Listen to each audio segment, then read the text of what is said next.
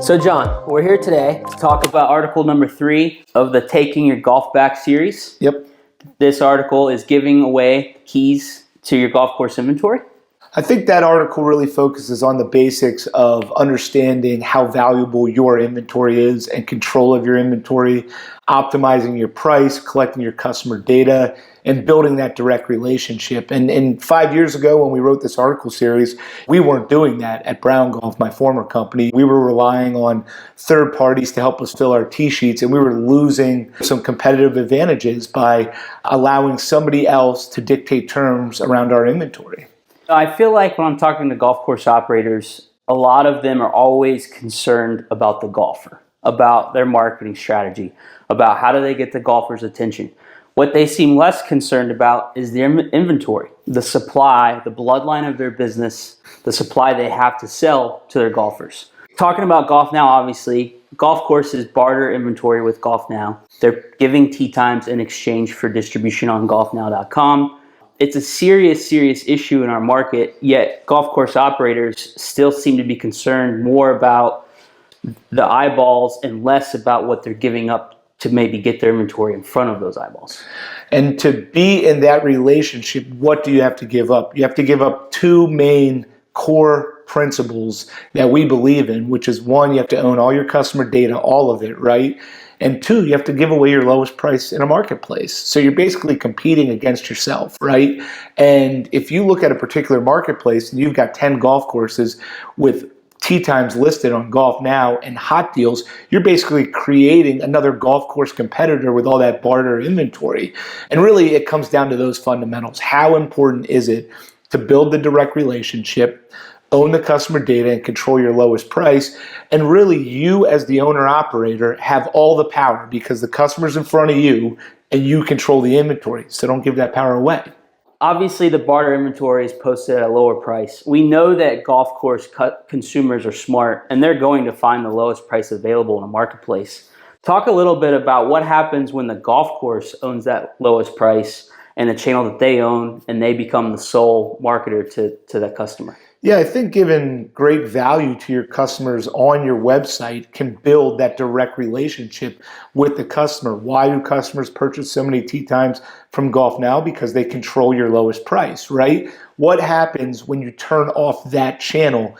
Do you lose that network of golfers? And we know for a fact you don't, right? Customers and consumers are smart. They find value. They find the tee times they want. And if those tee times are listed on your website, you control them, you have the power, and the customer actually builds that direct relationship with the golf course, right?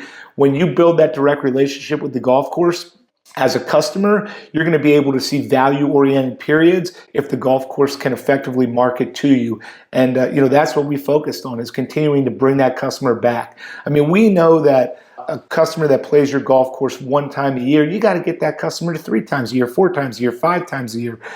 So there's time periods where you can give great value where it makes sense for you, but there's also time periods where you need to optimize your premium inventory, i.e. a Saturday or Sunday morning typically. And, for the customer, they just want, a tee time at a price that makes sense for them and to have a great experience on your course. They don't care the channel they buy it in. So John, I'm a golf course that's currently trading inventory and posting tee times on golfnow.com, among other third parties. How do I implement your suggestions? What's really the first step to taking my golf back? Well, the first step is understanding how powerful your inventory is, which if you've gotten to a point where you're analyzing some other options, I think you've gotten there, right? So what do? I think first you got to find technology partners that allow you a couple things. Number one, you need to list all of your inventory on your website and only your website, nowhere else. If someone wants to purchase a tee time, they have to go direct to you through your website. You can still take call-in tee times if you'd like. We have golf courses that have moved exclusively to 100% online bookings. We have some courses that still take call-in tee times through Great Life and through GolfBack. Number two, you got to automate your process for collecting all your customer data. So every person who books a tee time, you're collecting their data. You're building a profile. You're understanding and learning who that customer is and how they interact with your business. Number three, you got to post your lowest price on your website. It's pretty obvious, right? But give some value in a tee time. Create that energy. around booking directly through a course's website. Own your lowest price, control it, retain 100% of that revenue, put it on your website. Number 4, use automated marketing to build that direct relationship with your customers. There's tools out there which can do the marketing for you. You don't have to think about marketing to all these customers and the data you're collecting. You can build an automated process to build that direct relationship with your customer. And lastly, never barter. Pay cash for your technology services so you understand what the cost is and if you're getting value. When you pay a cash price, you can analyze that. When you pay a barter price, you have to analyze. There's a lot of minutia. There's a lot of red tape to kind of cut through. But once you understand it, you realize how much more you're paying when you barter than when you're paying cash. What do you think? Good list? That's a great list. And most of all, I would just encourage operators to be curious, to really understand where the rounds and revenues are coming from, to understand what the cost per acquisition of a new customer through any channel may be. I love the thought around just be curious about your inventory and your yield, because ultimately, how did we get to this point? We started to have a little bit of a pit in our stomach that maybe things aren't exactly as we thought. And maybe that relationship isn't as strong as we thought when we were looking at these third-party aggregators. And it took us 3-4 years to get comfortable with making a change. But if you've got a little bit of angst about your relationship, my guess is there's something there. Yep, for sure. Great. Article Thanks, 4 coming in a couple weeks. Thanks, Sean. Thanks.